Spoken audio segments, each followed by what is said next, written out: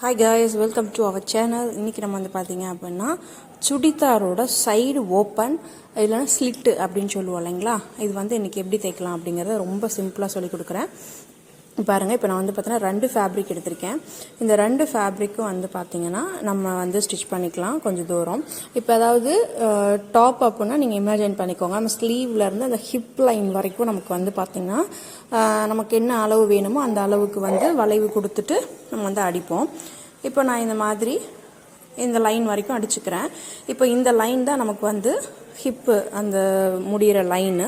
இந்த இடத்துலேருந்து நமக்கு ஸ்லிட்டு ஓப்பன் சைடு ஓப்பன் நமக்கு வரணும் அப்படின்னா எந்த மாதிரி அடிக்கணும் அப்படிங்கிறத பாருங்கள். ஃபர்ஸ்ட்டு மேலே டாப்லேருந்து அடித்து நமக்கு எந்த அளவுக்கு சைடு ஓப்பன் வேணுமோ அதோடு ஸ்டாப் பண்ணிவிட்டு இந்த மாதிரி 2 தையல் நான் வந்து போட்டு எடுத்துக்கிறேன். இப்போ நீங்கள் சுடிதார்லேயும் இந்த மாதிரி தான் அந்த ஸ்லீவ்லேருந்து அந்த ஹிப்பு ஓப்பன் வரைக்கும் நீங்கள் வந்து கொடுத்துருக்கணும். இதை கொடுத்ததுக்கப்புறமா என்ன பண்ணணும் அப்படின்னு கேட்டிங்கன்னா, இப்போது இந்த 2 கிளாத் இருக்குது பார்த்தீங்களா. அப்போ நம்ம சுடிதாரில் ஃப்ரண்ட் அண்ட் பேக்குன்னு சொல்லி நம்ம வந்து லைனிங் எல்லாமே செட் பண்ணி வச்சுருந்துருப்போம் தைச்சு. இப்போ நம்ம என்ன பண்ணணும் அப்படின்னு கேட்டிங்கன்னா, கீழே இருந்து நல்லா கவனிங்க, கீழே இருந்து ஒரு கார்னரில் நமக்கு வந்து ஒரு 1 இன்ச்சுக்கு வந்து ஸ்லிட்டு மடித்து அடிக்கிறதுக்காக நம்ம வந்து விட்டுருப்போம். இந்த மாதிரி கரெக்டாக நம்ம எந்த அளவுக்கு நம்ம ஓப்பனிக்கு வந்து துணி வந்து விட்டுருக்கோமோ அந்த அளவுக்கு கரெக்டாக அந்த ரா எட்ஜஸ் தெரியாமல் ஃபோல்டு பண்ணி மடித்து அடிச்சுக்கிட்டே வரலாம். இந்த மாதிரி கரெக்டாக நெயிலில் நல்லா அப்படி ப்ரெஸ் பண்ணி விட்டிங்கன்னா அழகாக நிற்கும். இப்போ நமக்கு வந்து பார்த்திங்கன்னா அந்த ஸ்டிச்சஸுக்கு மேலே கொஞ்சம் தூரம் போகணும். நம்ம அது வரைக்கும் 2 ஸ்டிச்சு நம்ம போட்டு எடுத்துருப்போம் பார்த்தீங்களா. இது வரைக்கும் போயிட்டு ஊசி வந்து பார்த்திங்கன்னா நீடில் வந்து உள்ளே அப்படியே இருக்கணும் ப்ரெஷர் ஃபுட்டில்.